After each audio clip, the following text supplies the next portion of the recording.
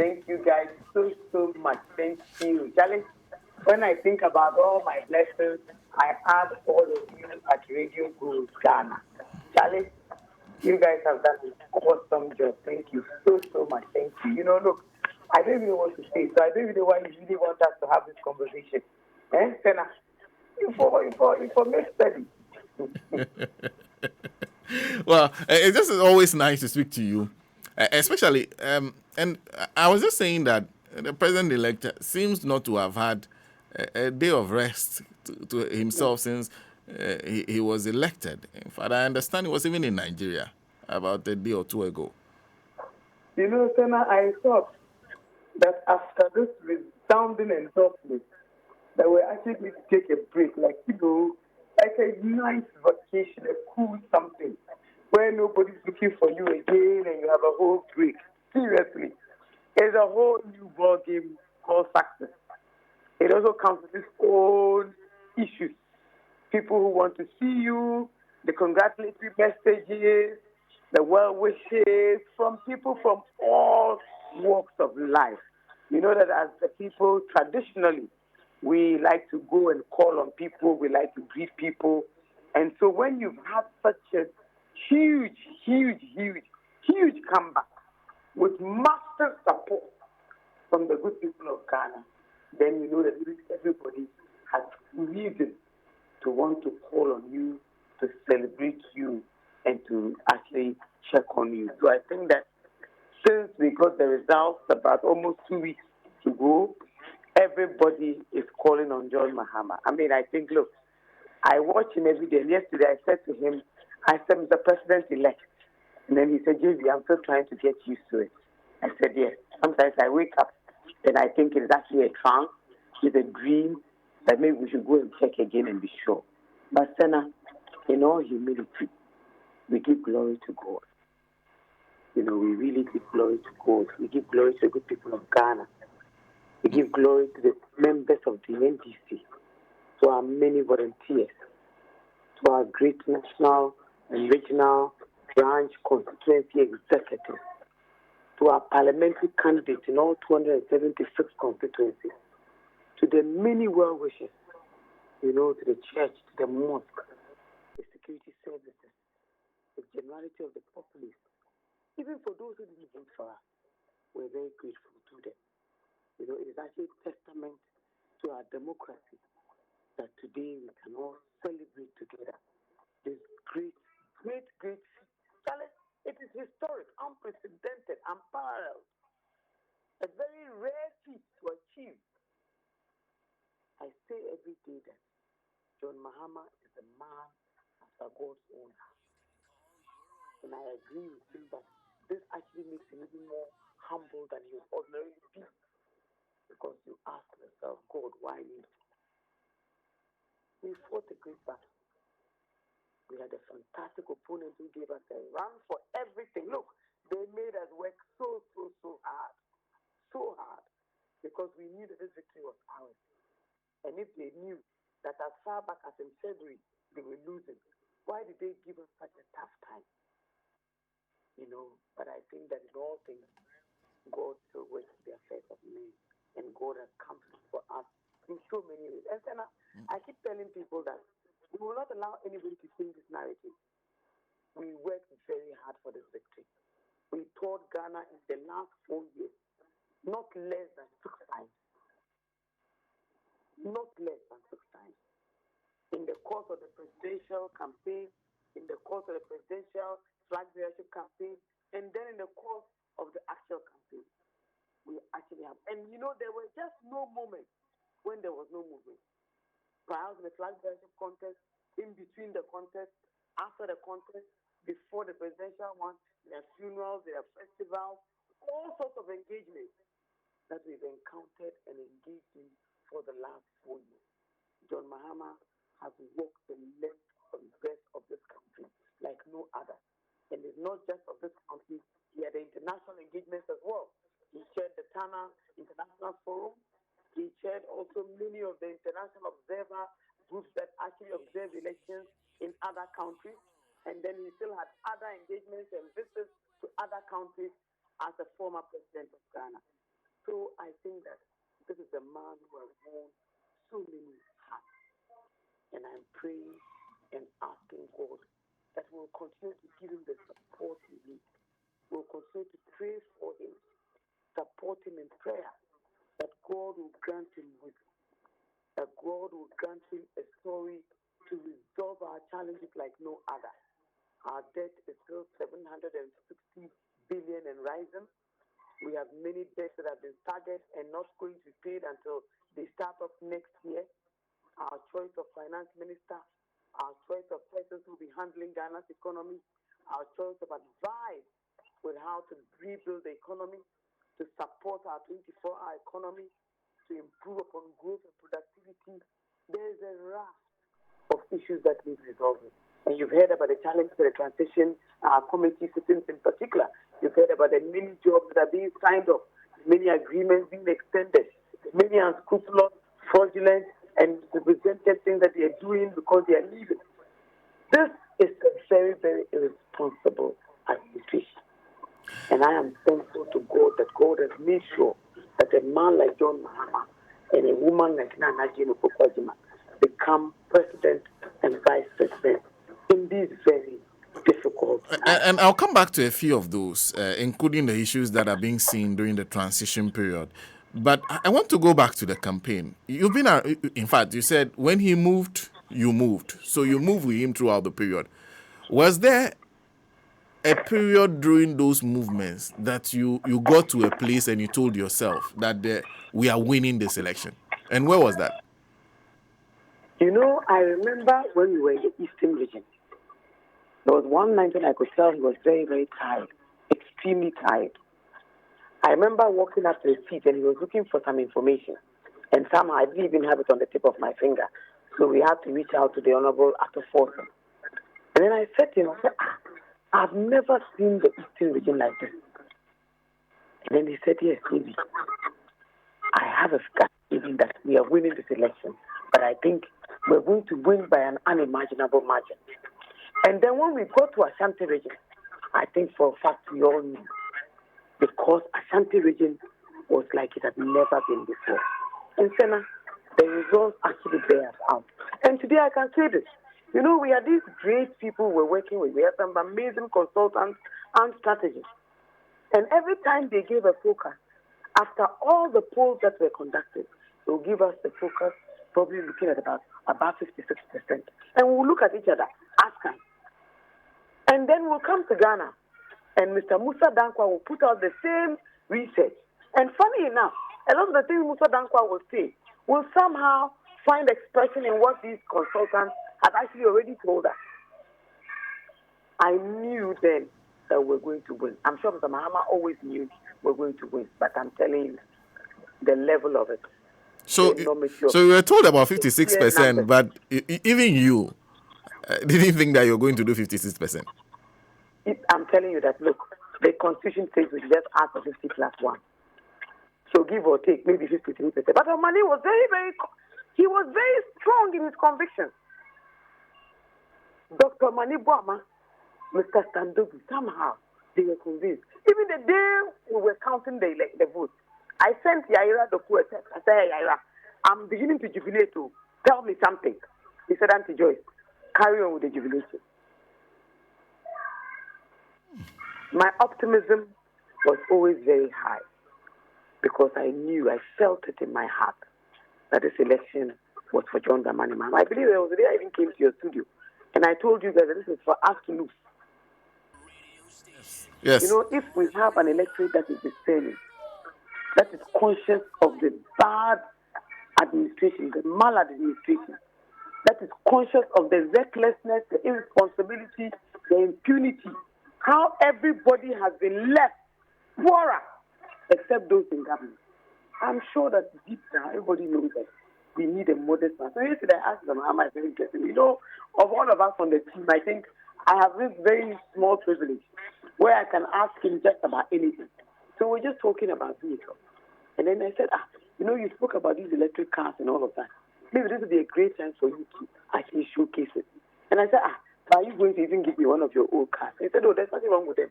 I think I'll continue using them. You know, they're okay, they're in good condition. I think they are fine like that. You know, I have these very personal conversations with him. And so I know that the things that excite many people don't excite your man. The things that excite many people. Yes, many people don't excite your man.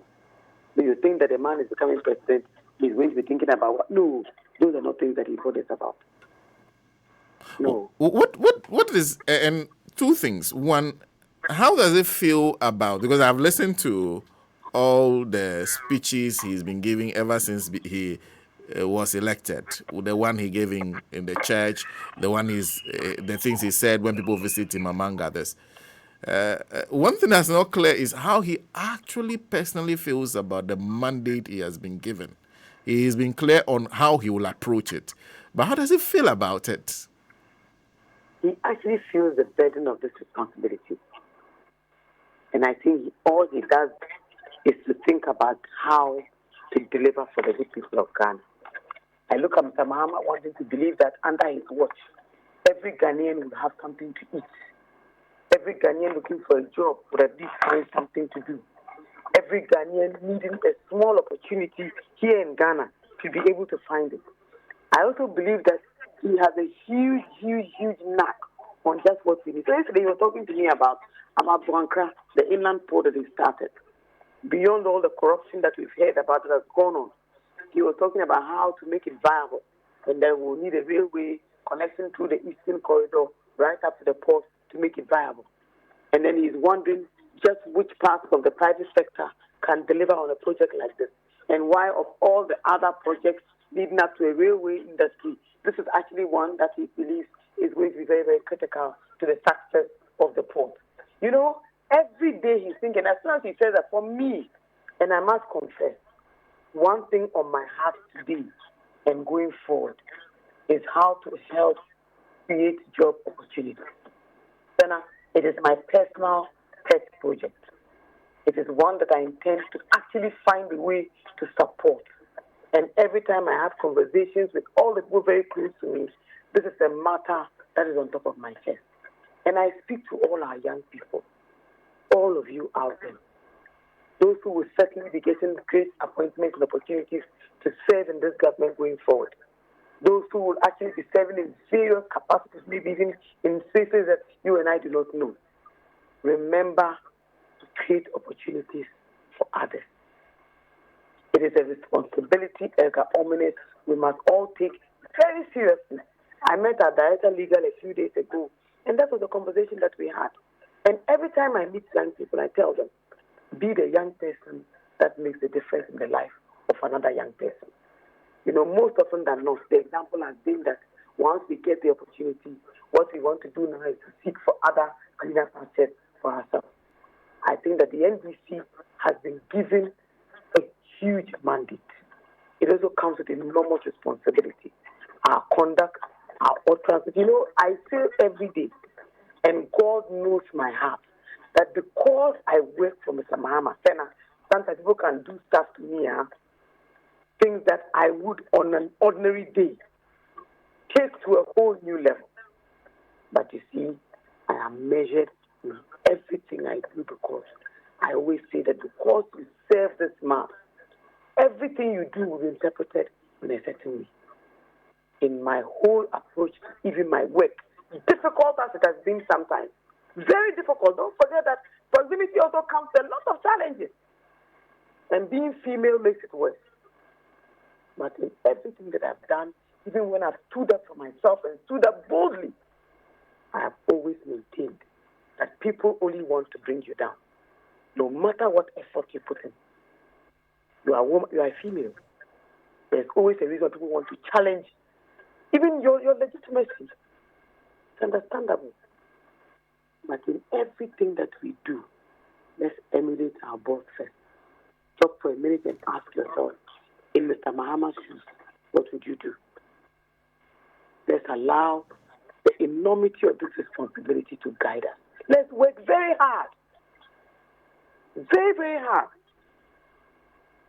We don't want ministers who are going to be sitting in their living rooms or in their offices and issuing fiat like we've seen in the past.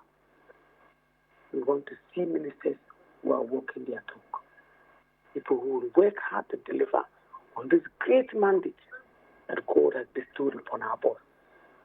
As of the Mahama, I know he will work his socks off to make sure that his policies are implemented. But he'll be working with implementers. And those implementers must by all means understand the responsibility that is going to be given to them. I'm delighted that the Operation Recover All has actually started a preparatory work. Of course, they'll be working to feed into the work of the Attorney General, who will be coming on stream very, very soon. They'll be working to feed into the President's vision for fighting corruption in Ghana. It is also an example to us to be measured in everything we do.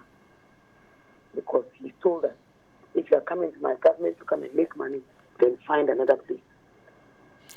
And we will be making sure that at every step of the way, job creation and additional opportunities for people is the way to go. I believe that now that there's a new government in place, you can see there's change everywhere. The investors also start thinking about what to do next. We've met with many of the persons within the diplomatic corps. You've seen a lot of the ambassadors and high commissioners calling on the Mahama. All the conversations are about business, unpaid bills, and poor business environment, and poor economy, a very, very unstable currency. Look, go to Nigeria next door. They've stopped all transactions that are actually being done in dollars.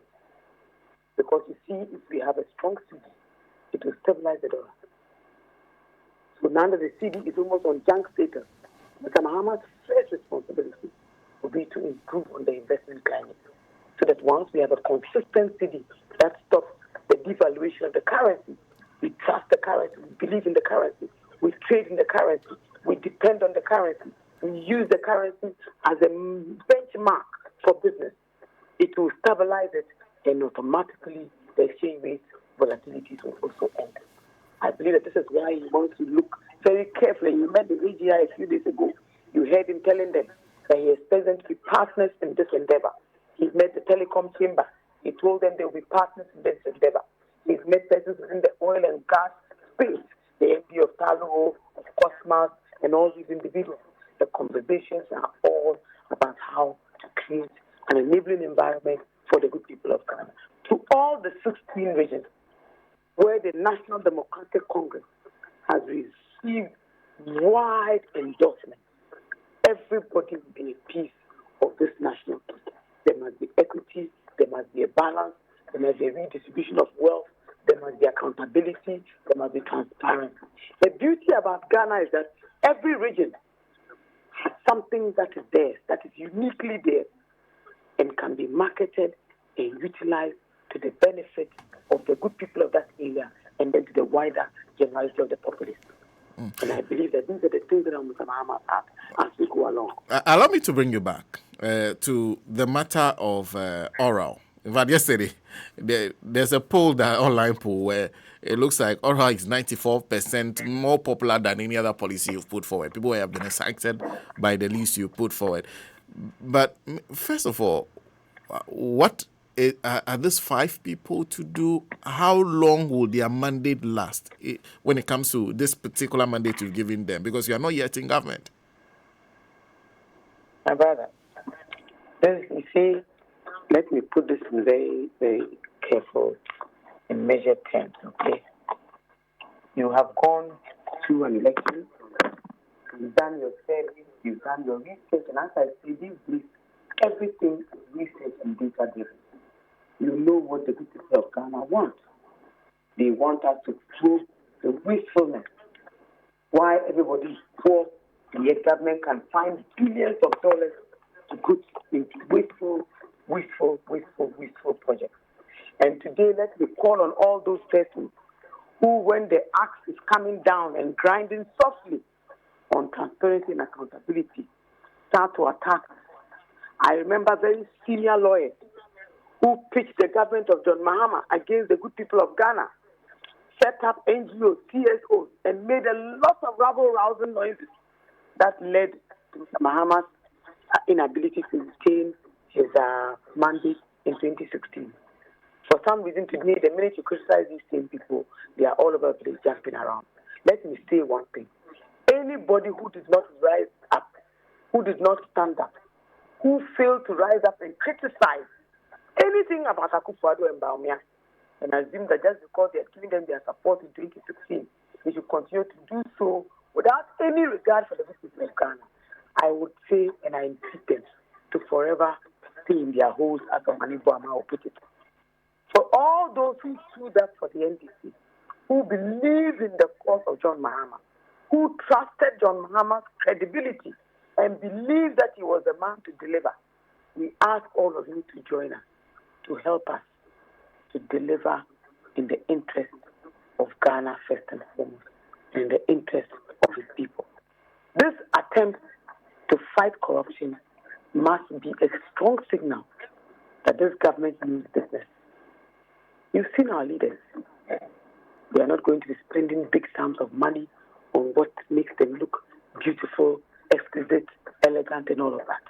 They look great, but they will do everything in all modesty to deliver on their mandate. And that is very important.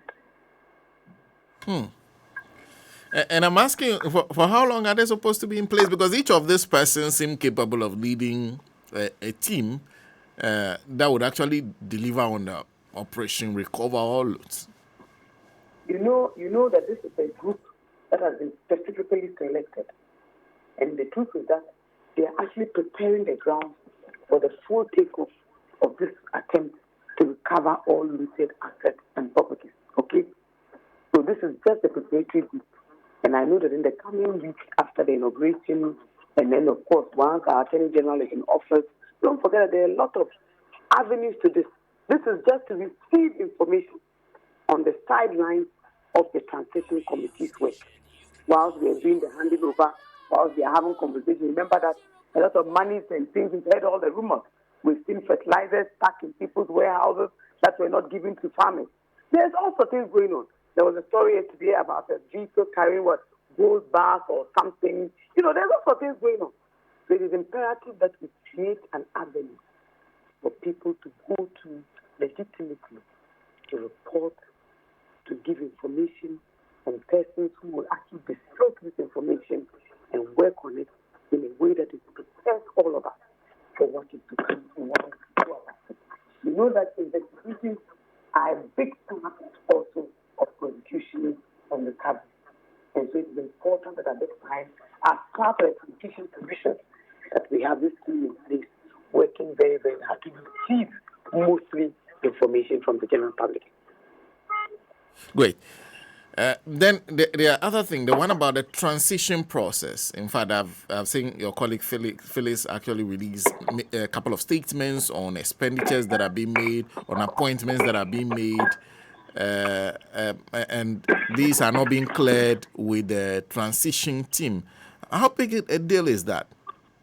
It's a huge deal. It's a big deal. It's a massive deal. How are they going to pay them? Where is the money to pay the salary? Where is the money for emoluments? And the question is even that why are they doing so? Why? Why do you want to promote people when you are leaving office in a few weeks? Why? And this is a government that arrived on the back of taking a very well-recognized and able businessman who had put together a consortium to go into a mining concession with the government of Ghana. A man whose business employs people devoid of where they come from or what political party they support. But just because he happened to be John Mahama's brother, the matter traveled all the way to the Supreme Court. And we're told that because it was signed on the evening or sunset of the outgoing administration, the court will not uphold that particular transaction. Why would the same government today be issuing appointment letters?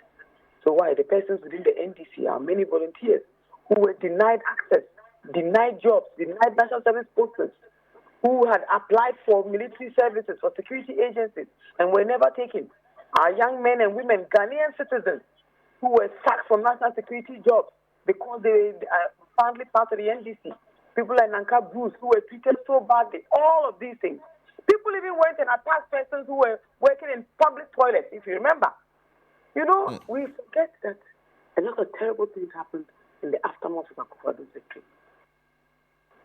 Let's go back to some of those things and look at how measured we have been. Look at our approach to the transition process. Why would they be doing that? Extending agreements, signing contracts, new employment. Why? So they still want to be wicked and insensitive, even as they are departing. Even as Ghanaians have given them the red card. You run our economy aground. Allow your cousins to mismanage Ghana's economy. And you oversee and sit quietly and watch as they destroyed entirely our society's fabric, our whole governance structure, totally destroyed by partisanship. Look at the quantities of monies expended in National Cathedral with no solution in sight, nothing to show. Look at the Palugu Dam, the number of poor rural communities that dam was going to serve, wasted millions of dollars. Look at the Millennium Challenge Compact money, thanks to PDS and a family feud. What sort of greed is this, as Mr. Prato asked? What sort of greed and irresponsibility is this? We must all tell President Akufo-Addo that it is time for him to know that Ghanaians will not be taken for a ride. It is time for him to draw the attention of all his appointees. You see, this world now, there's no way you can hide. Wherever they have money, whatever wrongs they've done, know that people are willing to offer support so that we can recover our money. So this is very serious business. And Ghanaians will not forgive us if we do not fully investigate some of these wasteful expenditures. And I guess you're also paying attention to the fact that they are holding up the passage of the bill in advance of appropriation to allow your government, when it comes to power, to spend for the first 3 months before preparing the first budget. But my brother, I have heard them crying all over the place. You see, God, I have told you already, works in many ways. But God also works to be sure that the right thing is done. Who would have thought that we'll be having this conversation today? Look at what has happened in Parliament. The complete annihilation of the NPP and their arrogance, even in Parliament. The complete repudiation of their attitude on the floor of Parliament. Where you had a then, I don't know. I thought, you know, there really was no majority even in Parliament. The English language did not say a majority of 2 or 3. Yeah. Majority connotes at least some large numbers, enough for you to identify obviously. You understand? Look at what they use their time in Parliament for. What was the focus? So Ghanaians have decided that the NDC is a better manager of this country. We want to give them an overwhelming mandate to do for us what is in our interest. So what do? They now sit in collusion with the EC and working very, very hard to reduce the 2/3 majority that we, of course, have already gained. Who would have thought that in one day, in one fell swoop, that the NDC would receive the mandate of Ghanaians and win over 180 seats? But let this humble our members of Parliament too. Let us tell them that Ghanaians want better, more accountability, more transparency. They want them to work in the interest of the good people of Ghana. But for John Mahama and the NDC, this is a fantastic opportunity straight away to go into the constitutional amendment review process, to go and pick up the white paper, dust it off, and start all over again. This is what Ghanaians want. That is what they've given him the mandate for. The nuisance taxes. Ghanaians want to see a complete tax overhaul. We want Ghanaians to walk into offices and pay their taxes, to walk into offices and pay gift taxes happily. We don't want people to start working very hard on consultants to help them to what? For tax avoidance. The tax waivers are too huge. But of course, you need to amend the legislation to be able to achieve that particular reduction in tax waivers. There's nothing wrong with tax waivers. In some countries, even they don't give tax waivers. They give you a visa to stay in their country if you are coming to invest in their country. If you invest up to $1 million or £1 million in some parts of the world, you can go there and get entitled to a stay so that you can do your business. You understand? We can find other measures to encourage investment. It doesn't always have to be about tax waivers. Because to be honest, sometimes even these waivers are being abused. If we grant all these tax waivers all the time, I mean, seriously, why would Takwadi be struggling to find jobs? Look at the state of the streets in the Western region. Why? They are home to oil, to gas, to everything. But go to Ghana Gas, look at the numbers they've employed. Go to National Health Insurance, look at the numbers they've employed. Go to the Ports and Harbours Authority. Why? Why is there so much greed in the MPP? Why? Why would you even win an election and not exhibit any love for country? Why do you want to contest for president if you don't love Ghana? And I'm delighted to see that I watched a video yesterday of our vice president who has been silenced completely. I'm surprised that he's not coming out mano a mano to admit that he did a poor, terrible job. He said he knew that 2.1 million of their supporters didn't come out to vote. Their supporters did. I met a lot of them in Adenta. I met a lot of them in Jamestown. They came out, but they just didn't vote for the NPP. They had a two-reason agenda: to rig and carry out a grand deception and manipulate the election outcome. Ordinary Ghanaians took it upon themselves to teach them a lesson in why you should not cheat. Good students don't cheat. They play fair. Quite interesting, because they are saying, some of the MPs have said it, that you have to agree to those tax waivers and those loans in order for them to present the bill in advance of appropriation. I've told you that we don't want to continue with the very wrong practices in Parliament. There's a time for everything. The time now is for transition, it's for handing over, it's for them to, in all humility, admit defeat. It's for Madame Samira Baumia to, in all humility, apologize to the good people of Ghana for the invectives that she, as a high-level citizen, poured on John Dramani Mahama as a well-respected, well-meaning citizen. The Ghanaians have told them that they've been poor managers of the economy, that with Baumia as head of the economic management team, he has done a poor job. That they've represented Ghana very badly. And they must, in all humility, admit that the NDC has a knack on what is right and what we should be doing for Ghana. So I believe that it will lie in the bosom of the Speaker of Parliament to determine how this matter is resolved. But when you hear them crying and crying so loud, the question is why? How many times have they given for granted tax waivers? Our finance minister even had the indecency to come and tell us they were leaving behind a strong economy. Have they left behind a strong energy sector levy? Have they left a sinking fund? Have they left an infrastructure fund with $250 million? Have they left a heritage fund? They've capped that fund. They've capped the energy sector levy. They've left huge bills for IPPs that have not been paid. Huge bills for contractors that have not been paid. So what is the economy that they are leaving behind? Even in the aftermath of this huge loss, they will not eat humble pie and apologize for their inefficiency, for their irresponsibility, for their incompetence, for their ineptitude. They even dare to still come out to tell us bare-faced lies, even after Ghanaians have told them that they've been determined the failure. John Mahama told them that if they were students, he would give them an F. And Ghanaians have endorsed that and given them an F. They no longer have any locus even to determine anything for the citizens of Ghana. The mandate, and rightly so, has been put in the hands of the good people of the NDC, John Mahama, and his administration.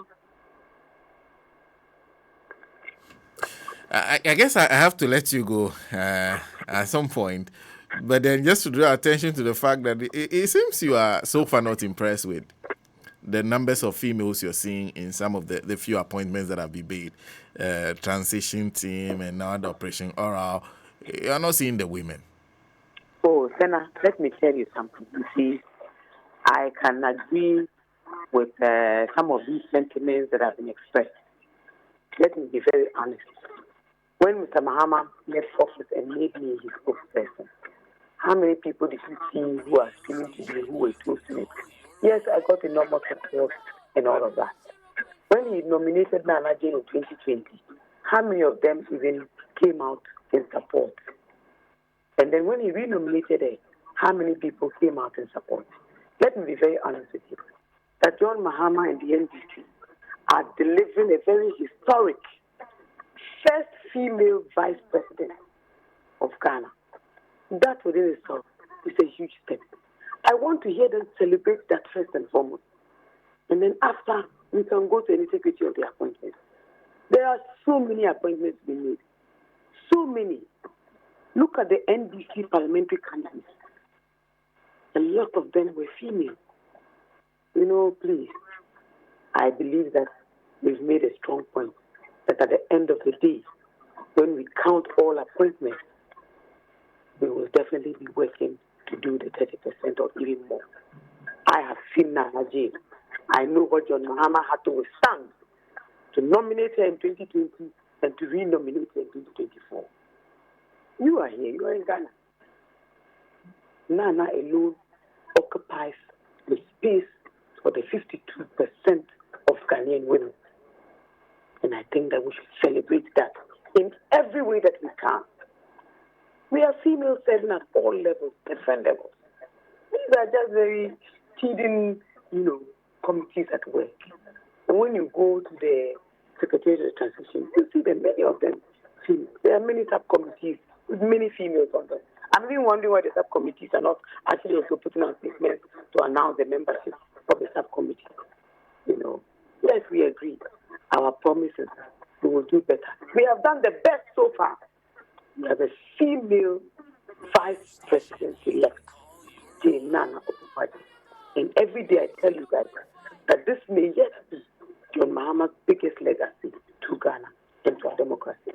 So please, our sisters, I know that a lot of you were on the fence from 2020 when Nana was nominated to 2024 when she was re-nominated. Please come on board. Give her all the support that she needs. Make no mistake, this ticket is a female orientation like no other. And she has told us that the doors will be held wide open for all of us. There aren't that many of us in the corridors of power. Now we have one of us at the highest level of Ghana's political decision-making space. Let's celebrate it. Maybe I want to see more people celebrate this, and then we can take it from there. Great. Just that I was sad that you were not here today because we had moved the grand launch of our joint birthday celebration so that you come and be special guest of honor whilst we launch, but you are not here. So now the launch is confused. As I say every day, my job has many requirements. Maybe as for me, I've been working 24-hour economy for a very long time. Yesterday when I even said to someone when we were closing that I would actually be coming to Radio Go, I said, are you sure you can make it? But because of Christmas, there's a lot of traffic in town. Yeah. Under any other circumstance, I would have been there. But I realized that at the time when I was about to leave home, any attempt to get to you would definitely be making me late. And I don't like to be late. Yeah. So that is why I thought the best thing was to do it on phone. And then certainly we can come in another day and see the conversation. But best wishes to all of you. Good luck to all of you. To all of you who stood with us, traveled with us, worked with us. We are very, very grateful. Thank you so much. It wasn't always easy. Terrible road, sometimes very poor living conditions, sometimes even access to decent accommodation was a challenge. But all of you stood up very, very tall for us. And every day I say, I am more humbled, not by Mr. Mahama who ran this campaign or by the strategy of the campaign. I am more humbled by the many volunteers, the many people from the generality of the public, the media who supported us right from the word. I knew it wasn't easy, and yet you stood up to be counted. We are enormously grateful, and hopefully all of you will continue to help us, to support us as we forge ahead to build the Ghana that all of us can be proud of. And Senna, I thank you so much. Thank you so much. Thank you to all of you. And I send our congratulations to the president-elect. Certainly. I'm sure in the coming months, I'm sure we'll be engaging on you. And hopefully, we'll probably be visiting your station very, very soon near you. So I'm sure that all of you will have a reason at some point to engage at our level. So please, thank you so much. Thank you very much. Thank you very, very much. Mrs. Joyce Bawa Mogtari is special aide to President-elect John Dramani Mahama. Taking us to 15 minutes past 9 here in the